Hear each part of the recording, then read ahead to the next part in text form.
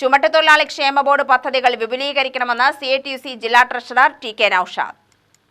ചുമട്ടുതൊഴിലാളി ക്ഷേമ board union CATU ജില്ലാ സമ്മേളനം TK നൌഷാദ് ഉദ്ഘാടനം ചെയ്തു.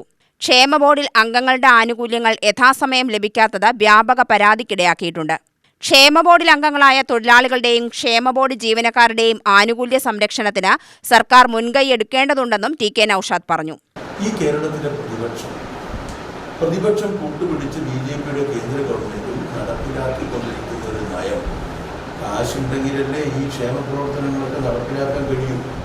അപ്പോൾ സർക്കാരിന് കാശ് എന്ന് പറയുന്നത് സർക്കാരിൻ്റെ കേരളത്തിൽ മാത്രം കിട്ടുന്ന പൈസയല്ല. നമ്മൾ കൊടുക്കുന്ന നികുതി GST വഴി കേന്ദ്ര ഗവൺമെന്റിലേക്ക് പോയി നമുക്ക് GST നഷ്ടപരിഹാരം കിട്ടണം, അതുപോലെ കേന്ദ്ര വിഹിതം ലഭിക്കണം.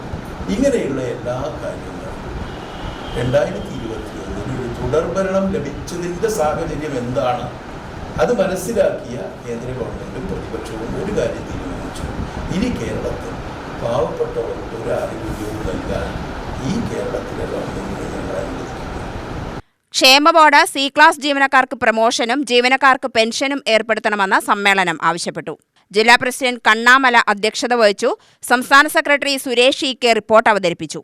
ജില്ലാ secretary Suresh KP, T Prashant, Ramya L, Sreeja PN, Udayaprakash, Aswathy P എന്നിവർ സംസാരിച്ചു.